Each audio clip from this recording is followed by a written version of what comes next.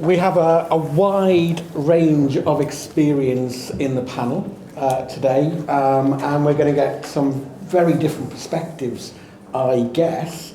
But we come to this at a really, really interesting point in history when it's never been truer, the saying that came from Buckminster Fuller, which is we have a choice as to whether we're going to be architects of our future or its victims.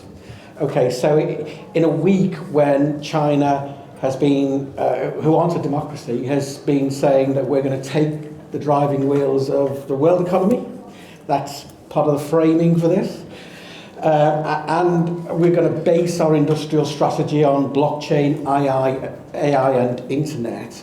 That's the backdrop. And within the panel, we have people who are right on the coalface of this, of the social issues, and there's no question that there's going to be digital transformation. There's no question there's going to be social transformation. It's really about what that's going to look like. And I guess that's why we're all here. And as I say, there's a range from the coalface to, if that's going to happen, then the way we do business, the reasons, and the whole nature of the way we do business, you know, if that's going to be the right change, there's going to have to be some changes. So with that, I'm going to ask the panel to introduce themselves in 1 minute. Would you start, please, Anton? Sure. So I've been in the blockchain space for quite a bit now. I've seen ups and downs. I've founded 3 projects. One of the latest project is Humanic. That's a financial marketplace for emerging markets, specifically targeting sub-Saharan African region. Recently, I joined the company called Ethereum, which is working, again, in the blockchain space, but on a completely different scale. It actually works with enterprises and their adoption of blockchain, which is, again, connected to how they apply their technology to social good. Okay, well, we'll come back in a moment or two and address some of those questions. Moving on, Chris.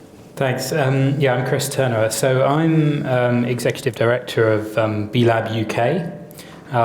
Which is the charity which is building the B Corporation movement in the UK. So we had a lot of talk in the last couple of panels of Patagonia, which is probably the best known B Corp in the world. So I think to some extent it's going to look a little bit like Simon from the last panel, just like walked around there and grew a beard and sat back down again, because there's lots of the same themes in what I'm going to talk about. Hi, I'm Zufi Deo. I'm the co-founder of BizGees. We transform refugees into entrepreneurs in the developing world. However, a part of our solution is to engage them with the user base and supporter base in the UK and the US as well. Okay. Hi, I'm Deepthi. I'm the CEO and founder of Punya. So it is a healthcare ecosystem for empowering older adults live independently using technology, and to make it secure, we're going to add blockchain.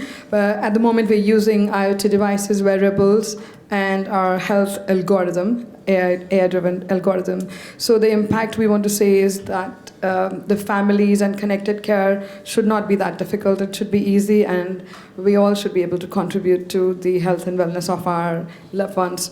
However, we are very busy, but still there should be ways using technology to order health and make them feel secure and happy in their own homes.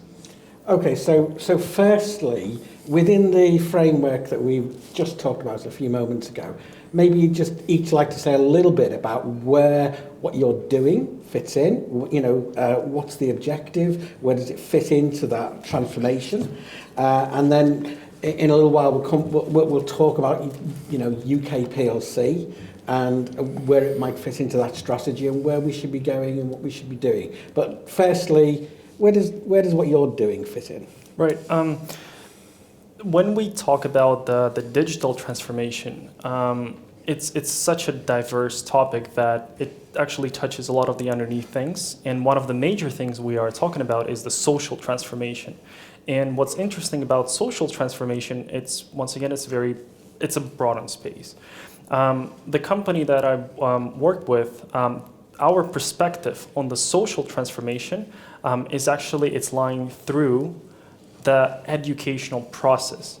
And once again, it's a very broad in terms of what does it actually mean? It means that the more people are aware of the state of the changes that are happening right now, the more informative our choices are in everything and in all the businesses we work with. As you know, through the previous panel, we've heard that there's a lot of, again, the B corps that are very clear and precise on the message that they're delivering the world. And ultimately, what we are doing is that we are helping people find out about those changes so that they can make clear choices on what companies, what brands they want to work with, what companies they want to work for, and what businesses they want to deal with each other. And how does that, what's that look like? How does that play out? There's a great word, again, from previous panel. It's a platform. We all love platforms now. We all love acronyms. We all love, the SaaS, we know the BSS, or it's, blockchain, platform as a service. And what's called Ethereum is blockchain platform as a service. Okay, so we move on to B Labs.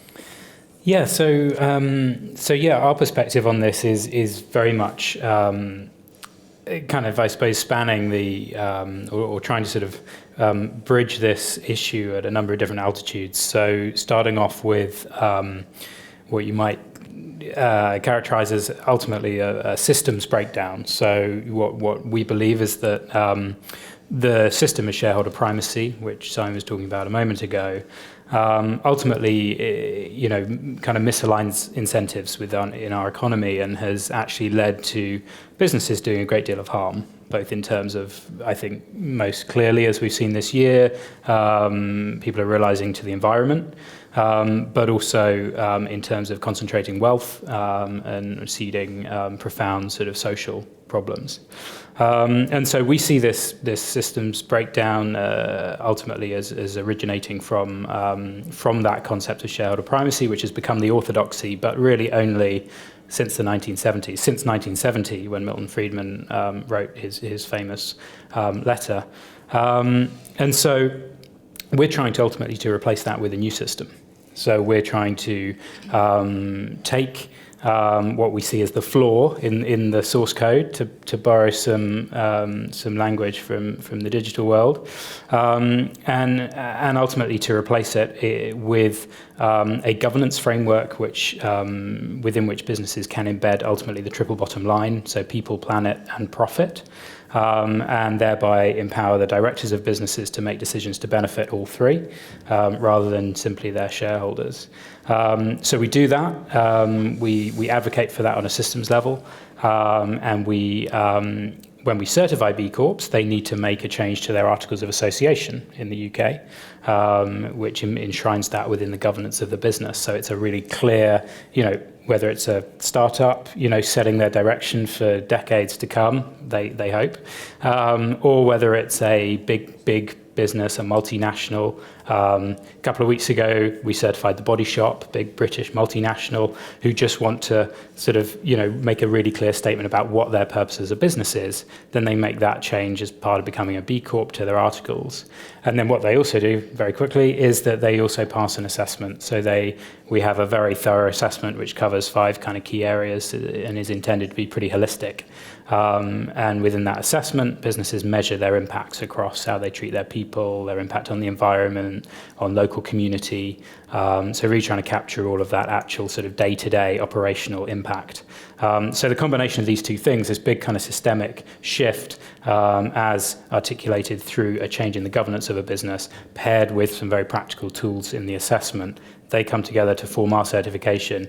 And then as a whole, we hope that the B economy, if you like, the B corporations, of which there are about 3,000 around the world now, are kind of modeling in aggregate, a new economy, a new way of doing business by having a positive impact and obviously growing and being successful as businesses at the same time. Okay, so if business as usual is killing the planet, I think, people kind of getting what's happening here, and creating massive inequalities and making them worse. This is a fix to the DNA. Where just one more minute, if you don't mind. Where does the digital fit in with that? Yeah, I mean, I think the digital fits in any number of ways. I mean, I think one of the reasons why this year, I suppose, it had to happen at some point, that this has kind of come to a head, I guess, particularly in terms of the environment, is that ultimately you've seen an older generation of technologies ultimately being sort of exploited by business for short-term gain without consideration for the externalities created through that activity. So that's a technological issue. It made things worse. Yeah, exactly. In that case, it made things worse while generating enormous amounts of wealth at the same time, obviously concentrating at the same time. That's a whole different sort of arena of issues. So I think what you're seeing now, or rather what's exciting now, but also profoundly challenging, is that you're seeing digital technology reach in much shorter time. The kind of ubiquity that those technologies took many generations to achieve. And so we need to be thinking right now, and lots of thinking is going on here, about how those technologies are harnessed and how can we ensure that they don't do harm. And ultimately we can do that in lots of ways through lots of exciting initiatives kind of dedicated to harnessing those technologies for good. But I think what we're trying to say is that actually when it comes to anything a business does, but certainly how it uses these incredibly powerful new technologies, again, we need to be confident that not only is legislation in place, of course, to sort of steer that, but also businesses are aligned to benefit all of us. So it's a key battleground, certainly. Yeah. So in that frame, when someone said earlier on, quite rightly I think, this is moving much faster than the internet revolution. Frontier technologies altogether are, we are on a fast-moving train. It's a matter of where we're going. So back to the question, your part in all of that, and on from there. Sure. Just to highlight, our business is a social enterprise UK registered business. It's the UK equivalent of the B Corp, basically. One of the reasons why we went for it was because we feel that the business model is evolving. So it used to be purely for profit for its stakeholders. Stakeholders got broadened out to incorporate CSR programs. Now what you're seeing is that products and services are being designed to take into account these concerns on a regular basis. So it's no longer the case that you just bolted onto your standard business model. It is part of your business model to generate a service that includes society, it includes your shareholders, it includes your employees, and you do that on a daily basis. Yeah. And I think technology is the enabler to allow us to achieve that. And in terms of your venture and your role in that? Sure. From our point of view, we are using the peer-to-peer philosophy, the sharing economy philosophy. So within that, people volunteer their time and we support them achieve a specific goal, either as volunteers, as advisors, or as permanent staff. And that goal is focused around the interrelationship with refugee communities. So this way, you have refugees they want to support, but they don't know much about, they don't get much coverage in the media, or there's a big misperception out there. So by working with us, they get a deeper insight into the kind of people they want to support on a daily basis. Yeah, thank you. And you are very much at the coalface, aren't you? Yes. So I think the biggest impact, in my opinion, as I see, would be on health in terms of transformation, because that's lagging so much. There is so much we should have already seen in terms of the social transformation. So how I would say, like, in terms of automation of the healthcare pathways, so the moment a woman gets she gets pregnant or the child is born, there's so many immunization that can be automated so they don't miss anything. From there to an elderly person who's living on their home and they don't know that they're dehydrating or there's a fall. So there's technology in terms of the sensors. You just have a small chip in your hand and you know that, okay, that can do so much reminders to you. So as I see in very soon, like few years, one, that your health, the real health will be on your hand. You can carry it. And second is that the sensors are going to help people save their lives. And AI is going to make sure that the care pathways are automated, and much before something is coming, what you need to do, and you're not like getting stroke or heart attack suddenly. It's not going to happen anymore.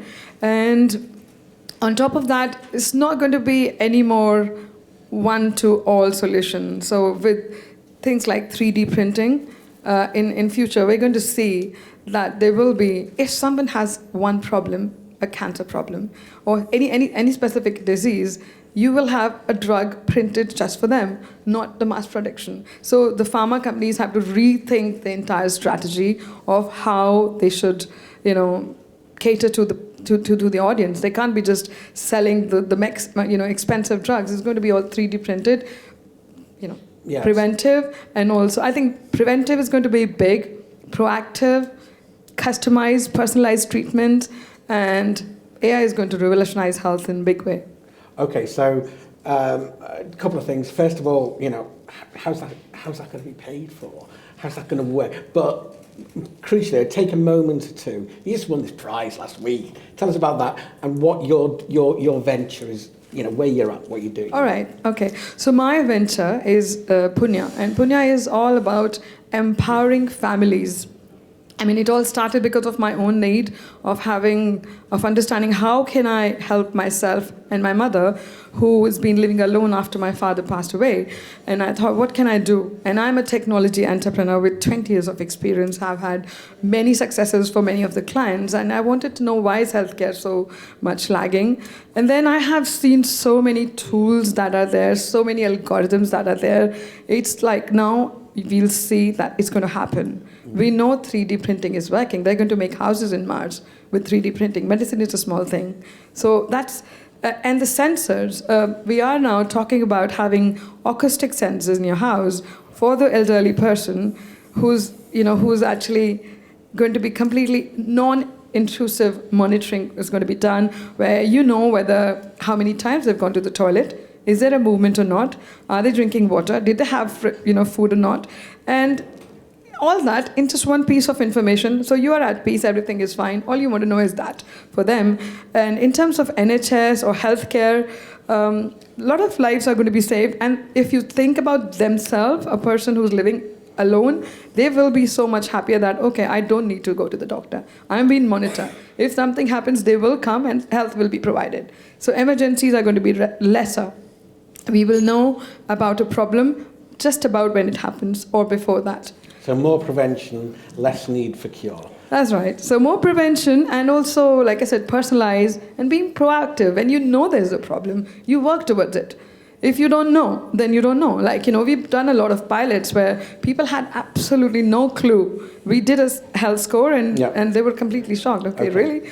Now, I want to leave a little bit of time for questions. Did you want to come back in, and then we'll just give you advance warning. I'm going to move to the question. I'm going to give you 3 minutes with the Cabinet to tell them how we should leverage coming out of the election.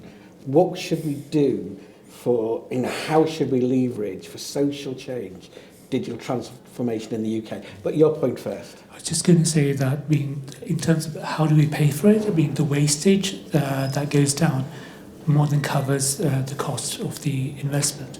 I think particularly at state level has the advantage they can access capital markets a lot better than we can do as entrepreneurs.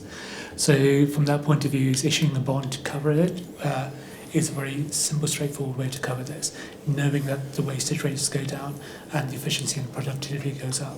Yeah, I think blockchain could probably help with that a bit. So, moving to you've got, Anton, you get the honour of going first here. Look at you. You've got 3 minutes with the new Prime Minister, whoever that is, and the Cabinet. What should we do about this? That's a very tough one. So my domain here is DeFi. So DeFi, for those of you who don't know, is decentralized finance. It's once again a fancy acronym, but what it really stands for is again a really, really groundbreaking principles of the peer-to-peer economy. Just to give an overview, so around 3 out of 10 farmers in the EU, they've been declined by their bank at least in the past 3 years. And it gives you an idea of how broken not just the healthcare system is, but pretty much all other systems. And that's the biggest problem. We've got a lot of changes, but they're all defragmented. And one of the main principles of the society is the economy. So if we hit it, probably it would have a bigger impact on all of the other spheres. So DeFi, what it allows us to activate the society, the community. There's been a lot of tremendous progress and great projects. In case you've heard, there's a decentralized exchange called Uniswap, or there's a MakerDAO. So all of these finance projects, they really tackle lending, they tackle the exchange, they tackle, again, the liquidity issues. And all of that creates, bit by bit, the traction. And we've seen that these decentralized projects, with all of their problems and issues of blockchain, they are far more efficient than the traditional financial system, which creates a question in your mind: do we make enough impact? And the question, which has been rising by that, is how do we accelerate that? Okay, great. So, AltFi and blockchain, and maybe take a leaf out of Xi Jinping's book and look at an industrial strategy that leverages that. Chris? Yeah, I mean, I would say that I guess what I said before, there's a heavy dose of sort of negativity around that in terms of the mess that business, particularly big businesses, have left us in, and I would flip that, and I would say that as we look ahead, and that there are likely to be challenging times ahead for this country. I would say that business can be an incredibly positive force. It can be a force for good in this country and abroad, and so I would say change the law. I would say change the law so that we require from every business a responsibility to look after the planet and to provide positive benefits to people and communities. I would say raise our expectations for all business, and let's expect that from every business. And then I would say, well, I'll give that round of applause. I'm in for that one. And maybe some transparency on that. Maybe some requirement. Exactly, with a requirement for annual impact reporting to go alongside other existing reporting requirements. Absolutely, definitely. And then I would say do that, change the law, and then watch. Just watch the incredible force, problem-solving, creative force that is business turn its attentions towards having a positive impact alongside just making more money for people. So turn the boat so business becomes a force for people, planet and good. Yeah. Sounds good to me. My focus would be on three different types of tech: EdTech, FinTech and Health Tech. And in terms of EdTech, there's more than enough digital support available. So every primary school, every secondary school can have good quality teachers, be they maths teachers, science teachers, etc., for every student available there. And there's no reason why you have that disparity by geography, by economic stratas, where you can't access good quality teaching for your kids. So, and that's something that can be rolled out straight away. Okay. In terms of health tech, as she was talking about, there is technology coming through that can support people access your GP on a daily basis. So you don't have to go to a GP after you get sick. Your GP comes to you and says, your health data is saying you're going to be sick soon. Let's have a conversation to see what's going on. And that's something that is easy to do, given the kind of technology she's working on. And in terms of fintech, it's access to finance. Yeah. Entrepreneurs struggle to access finance in this country. It doesn't matter what government's in place, it doesn't matter who's done what. There's no custom design financial solutions for entrepreneurs in the UK. Okay. And that's the key challenge. Great. I want us to have a little bit more time because we don't want to miss out. Okay, so I think decentralizing healthcare is going to give power to individuals in their own hand, and then they can actually use that. It's not just then the data becomes money for them. So if I have my own record, I am who I am, my background, my age, my personal issues in life, or every single person have their own personality, and there are tons of researchers and pharmaceutical companies who would like to who are actually getting all the data for free. So I think decentralization is going to give power to each and every individual, not only just to have their data, but also use it. It's money for them now. As I think in future that's how it's going to be. So a Royal Commission or an industrial strategy strand on decentralisation? How about that? Yeah. Okay, not a bad very, place to very, end. very good point actually, and I'm sure that's going to come as well very soon. So yes. Well, it's up to us to make it happen, because ultimately, it's the kind of people who are here and in this room who will make it happen. Have we got time for a question or two? Absolutely. No, we've run out of questions. So please thank the panel. Thank you.